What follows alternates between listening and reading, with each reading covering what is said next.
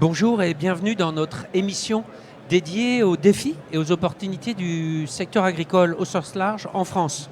Alors pendant ce plateau, nous allons parler d'un enjeu stratégique qui est souvent méconnu, c'est la logistique, le transport dans la filière céréalière et qui pourtant est un sujet crucial car sans une logistique efficace, la production agricole va perdre en efficacité, en réactivité, en durabilité, voire même parfois en compétitivité en cas de refus de la part des clients.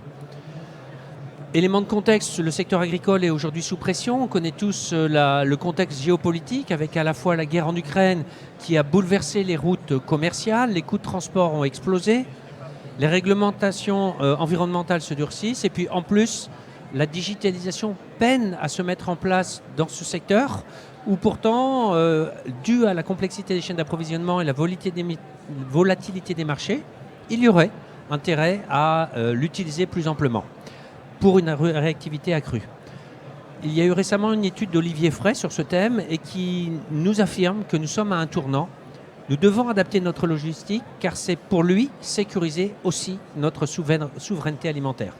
Dans cette étude qui date de décembre 2024, il met en lumière les défis auxquels la filière et les transports doivent faire face. Ils sont nombreux.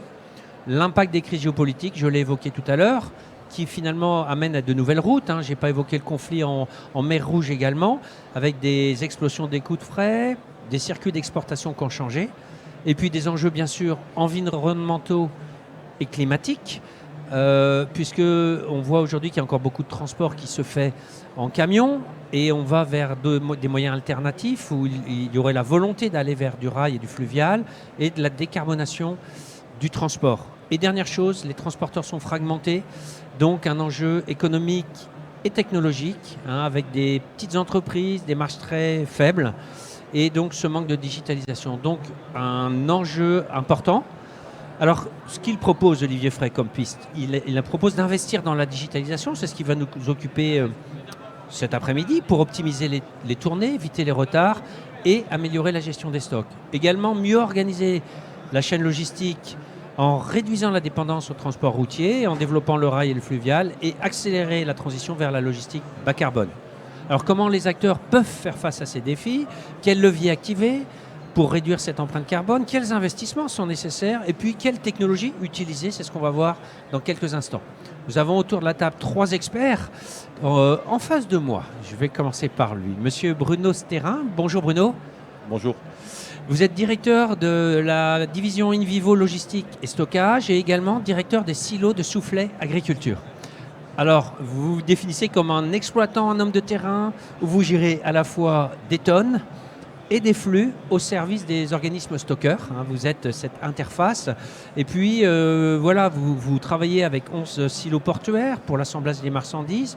Vous gérez d'une manière les flux physiques de 4 millions de tonnes et vous êtes également prestataire de services logistique pour tous les acteurs de la chaîne, vendeurs et acheteurs, avec un chiffre d'affaires de l'ordre de 45 millions d'euros. Pour Soufflet Agriculture, vous collectez auprès des agriculteurs toute l'année. Donc on voit bien à la fois la collecte, le transport, ce milieu, cette interface, ce milieu très opérationnel. À ma droite, Jean-François Lépy. Bonjour Jean-François. Bonjour Laurent. Vous êtes donc directeur général de Soufflet Négoce by InVivo, donc en charge du commerce, on va le voir tout à l'heure, avec 12,5 millions de tonnes de grains chargés en 2023-2024 et dont 7,7 millions de tonnes qui sont sorties de France. Donc vous représentez, je crois, 25% des exports français. Oui, c'est ça, un quart. Ouais. Voilà, oui, ça pèse un petit peu, oui. Et donc 4 millions de tonnes qui transitent par les silos portuaires en gestion intégrée à l'activité commerciale. Dernier expert présent, bonjour Christian Zontag. Bonjour Christian. Laurent. Vous êtes président de la coopérative Lorca, qui est dans le 57, où vous avez bien évidemment des céréales de la Pro, mais on le verra aussi. Et vous êtes également très impliqué au sein d'InVivo, un membre du conseil d'administration et vice-président en charge du négoce international. Donc c'est vous qui surveillez ce que fait Jean-François, ce que font Jean-François et ses équipes, puisque vous êtes l'élu référent sur ces enjeux, sur ce thème-là. Christian, pour commencer, là je l'ai évoqué tout à l'heure, les enjeux géopolitiques. Quels sont les enjeux pour la filière céréalière française dans les années à venir en termes de commerce international? Alors, il y a eu 2 évolutions sur la filière céréalière française.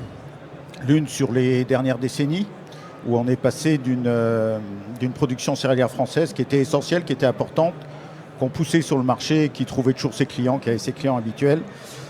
On est plus aujourd'hui sur une variable d'ajustement, plus sur une production qui est tirée. Il y a d'autres régions dans le monde qui ont développé les productions céréalières et ça nécessite d'être beaucoup plus fin dans la commercialisation des céréales en France. Et donc on a une deuxième évolution qui est plus récente, qui est liée au rapprochement de Soufflé et d'Invivo, oui. et qui a donné Soufflé Négoce, et où on est passé plus d'une position de trader sur le marché des céréales à une position de commerçant, où on accompagne certes nos fournisseurs à vendre leurs marchandises, mais surtout on accompagne nos clients pour s'approvisionner avec le bon produit. D'accord. Donc pour vous, important, on est passé au commerce et du coup à l'accompagnement. Enfin, j'entends derrière ça, ou en tout cas partenariat. C'est une façon de faire des affaires différentes, c'est ça? Oui, alors c'est beaucoup la marque de fabrique de Jean-François. D'accord, on va voir. Voilà, donc il va vous l'expliquer avec encore plus de pédagogie que moi. Alors du coup, Christian, vous dites finalement aider le client à s'approvisionner. Alors Jean-François, puisque c'est votre marque de fabrique, ça veut dire quoi, aider le client à s'approvisionner? Bon, déjà, c'est prendre en considération ce que les clients souhaitent, en tout cas acheter, et être capable d'avoir une offre qui soit segmentée, qui permette de répondre à leurs besoins. Et c'est vrai qu'aujourd'hui, c'est une des choses que la France avait des marchés qui étaient assez traditionnels, qu'elle a perdu aujourd'hui. Et donc il faut se réinventer, il faut retrouver, il faut travailler nos logistiques parce que c'est là où on va trouver des clés de valorisation qui sont importantes. Et puis faire ce qu'on fait, qui est essayer de faire un travail du grain le plus en adéquation avec les demandes des clients. D'accord. Ça veut dire qu'on est plus sur des filières cahier des charges, on va être sur des marchés plutôt spécifiques? Ce ne sont que des filières de cahier des charges maintenant. Aujourd'hui, un des grandes évolutions du commerce international, et je parle particulièrement sur le blé, qui est la céréale la plus échangée, c'est qu'aujourd'hui, tous les clients du monde n'achètent plus d'origine. Ils achètent un cahier des charges et ils vont laisser le choix aux vendeurs d'aller chercher là où est l'origine qui correspond le mieux en termes de prix. Donc c'est un point qui est important et ce qui explique aujourd'hui pourquoi finalement la France a une position plutôt fragilisée puisque la décision d'exportation elle se fait très à la fin de l'opération et ce qui rend les choses peu prédictibles. D'accord. Voilà. Donc on a vu tout à l'heure agilité, c'est un terme que vous avez évoqué. On a vu aussi finesse, enfin j'entends, c'est-à-dire des approches plus spécifiques, des réglages un peu plus fins, je crois entendre. Est-ce qu'on le retrouve finalement, vous me disiez tout à l'heure, nous on est des opérationnels, est-ce qu'on le retrouve aussi dans la gestion des silos, des lots, choses comme ça, cette finesse finalement, une approche moins massive et plus sur mesure quoi un petit peu? Oui, alors pour répondre aux enjeux, en fait nous, on est là, je vais prendre la casquette Soufflé Agriculture, donc collecteur. Ça fait longtemps qu'on a des systèmes de gestion des stocks, un logiciel qui nous donne ce qu'on a dans toutes notre cellule, dans toute la France, mais ça fait des milliers de lignes. Vous avez des milliers de lignes et à côté vous avez des colonnes. Donc ça fait un peu comme une matrice, quoi. Et moi je suis toujours bluffé parce que les collaborateurs sont devant la matrice. Ils ont des données extérieures et eux ils voient ce qui se passe. Mais en fait, on voit très vite qu'on pourrait beaucoup améliorer cette vision de la matrice avec des outils digitaux un peu plus prédictifs, parce que c'est une matrice dynamique, ça bouge tout le temps, quoi. Donc aujourd'hui, faire l'assemblage que mentionne Jean-François, ça serait plus facile si on avait des simulations. On en a déjà, mais on va pouvoir aller beaucoup plus loin grâce au digital et à l'IA dans la proposition de scénarios d'export, quoi. Et de service du client, tout simplement. Ce que vous semblez dire, Bruno, c'est que les données, on les a déjà. C'est comment on les rend lisibles, comment on anticipe, comment on les rend facilement utilisables pour travailler. Et puis comment on les utilise avec d'autres données qui ne sont pas de même nature. Parce que là, on a des données très physiques, des stocks dans des cellules. Et il y a des données aussi de flux futurs, de flux à venir. Il y a des données de demande du commerce, etc. Et c'est vraiment rassembler toute cette vision pour proposer des scénarios pertinents, quoi. Et du coup, économiques et performants. Parce que c'est que ça. Oui, parce qu'on a vu que ça devient un facteur de compétitivité. Jean-François l'a entre les lignes sous-entendu tout à l'heure. Quels sont les bénéfices finalement de la digitalisation qu'on pourrait espérer sur les transports, notamment, je ne sais pas, pour les gens qui sont impliqués, les chauffeurs, ces personnes-là? Alors, bon, déjà, ça doit nous apporter des gains de productivité. C'est-à-dire ça doit pouvoir simplifier et faire les choses beaucoup plus rapidement qu'auparavant. Ce qu'a dit Bruno était important parce que on est dans du travail du grain, de l'allotement, avec des prévisions de vente ou des ventes qui ont déjà été effectuées. Donc en fait, la capacité d'optimiser tout ce processus de réception et d'expédition est très important. Il y a un autre exemple, vous savez que nous sommes sur des sites, quand on est sur du portuaire, qui sont assimilés à des sites industriels, avec une haute vélocité entrée-sortie. Et c'est vrai que se poser la question de dire finalement, est-ce que je n'ai pas un parcours à faire à nos chauffeurs de camions quand ils arrivent sur le site ? Et ils ne doivent pas descendre de leur cabine. Et avec le digital, toutes les opérations d'agréage, de pesage à plein, vidange, pesage à vide et repartir du site peuvent se faire sans qu'il ait besoin de descendre de sa cabine. Donc ça peut être un intérêt au niveau de sécurité, un intérêt au niveau de la performance du site et donc de facto de l'économie. Oui. Compétitivité, réactivité, fiabilité aussi des données, puisqu'il y a moins de saisie et beaucoup d'automatisation. Ça veut dire que quoi ? Ils sont équipés ? Ça veut dire qu'on va être plus sur des QR codes, on va scanner des documents avec un smartphone ? C'est des choses aussi, exactement, aussi ça simples sera que ça, alors plus si simple. Enfin, plus simple.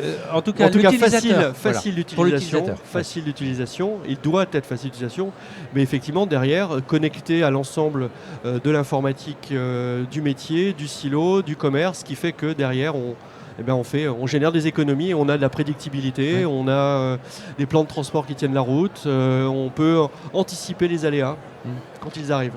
Voilà. Christian, pour l'organisation des tournées et la planification, pour vous, est-ce que la digitalisation amène quelque chose ? On pourrait aller plus loin dans l'organisation des tournées. Alors les tournées, ça peut être, c'est pour la collecte principalement. Est-ce que pour vous, on a encore une marge de manœuvre ? Parce qu'on voit bien que c'est un critère de compétitivité, ce qu'on vient d'expliquer. Alors, aujourd'hui, on commence à caractériser la récolte à partir du moment où elle rentre dans le silo de la coopérative. Je pense que demain, on sera capable de prévoir déjà des caractéristiques en amont dans la parcelle chez l'exploitant et être plus réactif et être capable de faire nos plans de collecte. Déjà, de prévoir nos plans de collecte. Et ensuite... ce qui est important, c'est de conserver cette donnée, de la rendre transférable d'un opérateur à l'autre.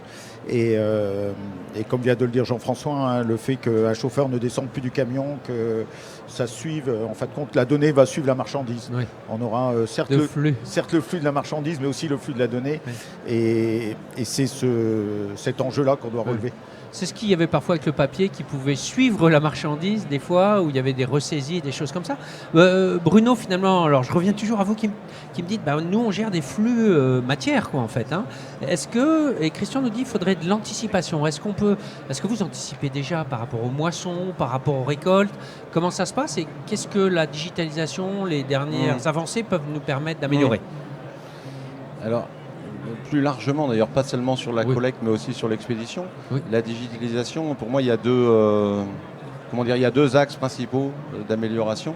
Le premier, c'est sur les flux d'informations entre tous les acteurs.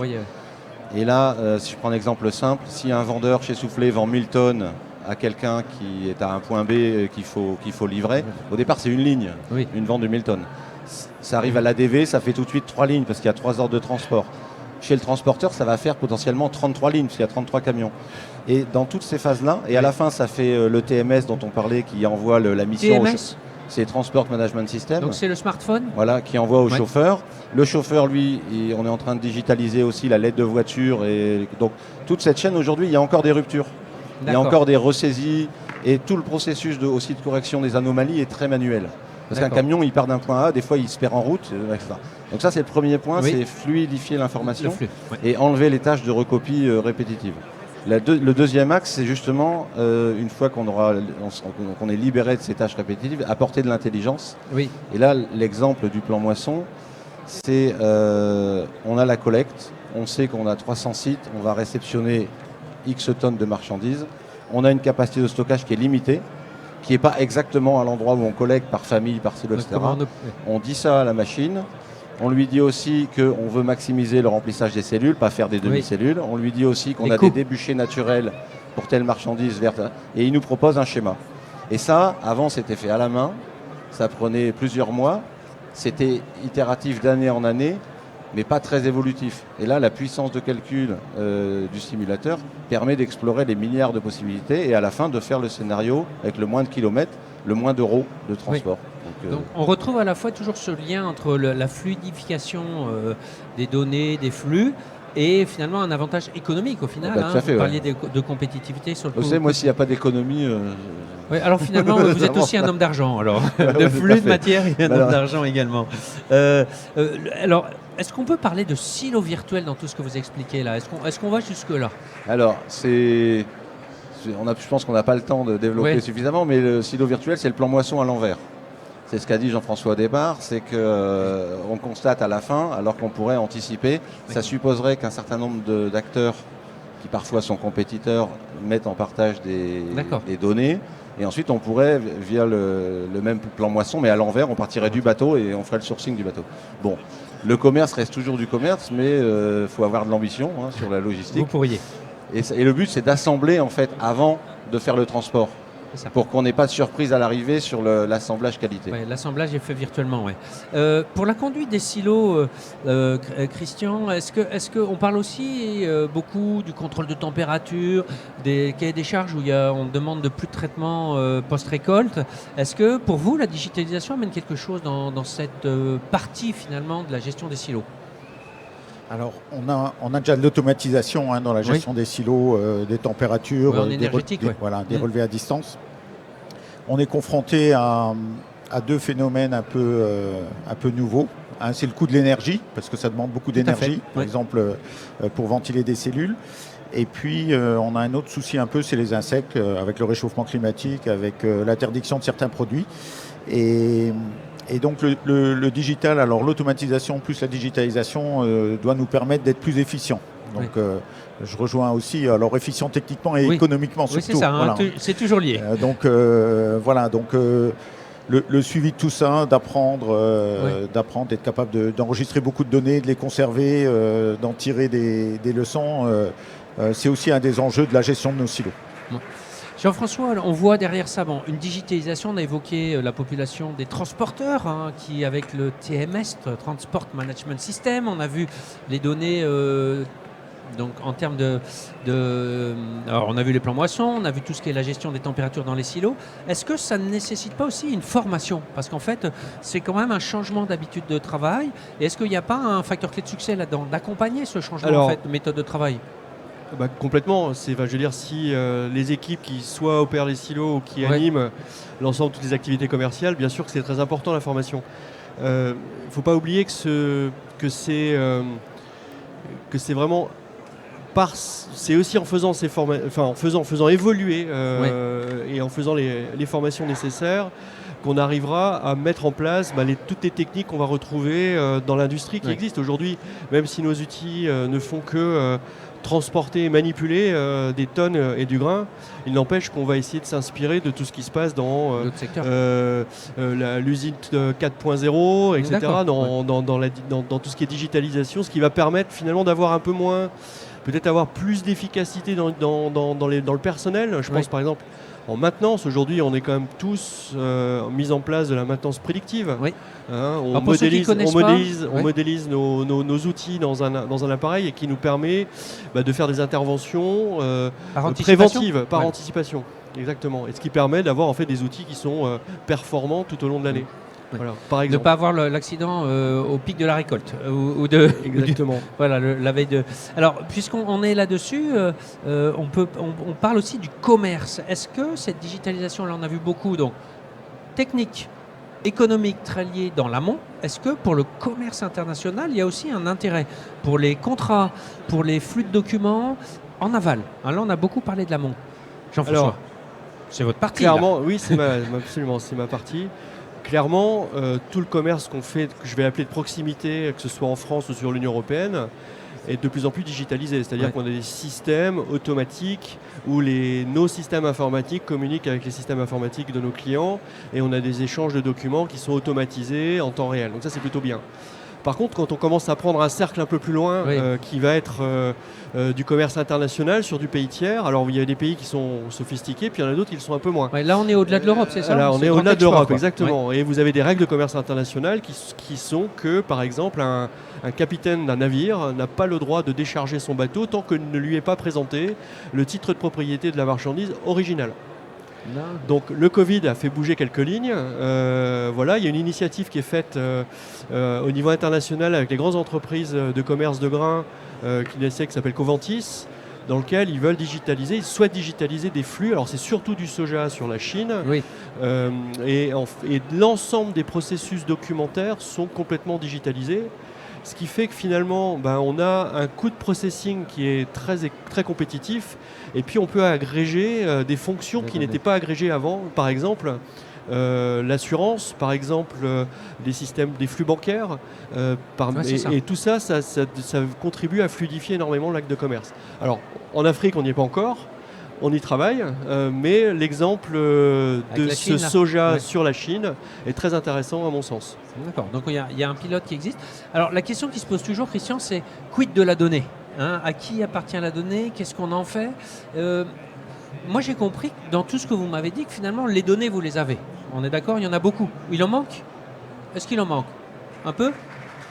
Peut-être en précision. Moi, ce que j'ai entendu tout à l'heure quand vous avez dit avant la collecte, il y a l'aspect quanti que vous avez évoqué, mais est-ce qu'il n'y aurait pas aussi les aspects qualitatifs? Est-ce qu'il ne faudrait pas aller un peu plus loin, si on peut, en tout cas sur l'aspect qualité, Christian? Oui, je pense que les données, on en a suffisamment, elles existent. En quantité, en tout cas, elles existent. Il y a deux aspects. Il y a aussi un aspect qualitatif de la donnée. Oui, c'est ça. Un aspect qualitatif de la donnée. Et c'est l'un des enjeux, c'est d'avoir une donnée de qualité qui est sûre, qui est fiable. Et pour l'avoir, c'est que chaque opérateur qui alimente en données, qu'il ait un retour, qu'il ait une information de ces données-là. C'est du genre gagnant-gagnant, je donne, donc quelque part je devrais avoir un retour. J'ai un retour, j'en récupère une information, j'en récupère quelque chose. Et puis ça permet de résoudre un peu l'éternel serpent de mer de à qui appartient la donnée. Parce que seul, avec sa donnée, on n'en fait rien. Donc il faut qu'elle soit mutualisée ou elle va servir au maillon suivant de la chaîne. Et pour qu'elle soit fiabilisée, il faut que celui qui la crée, qui l'apporte, il ait un retour. Et tout l'enjeu est de construire cette chaîne très sûre dans la valeur, très sûre dans la quantité des données. Et donc il y a un véritable enjeu autour de ça. Quantité, qualité, fiabilité, dans ce que vous dites. Et un cercle vertueux, je donne, donc j'ai un retour d'une manière ou d'une autre, économique, technique, informationnelle. D'accord.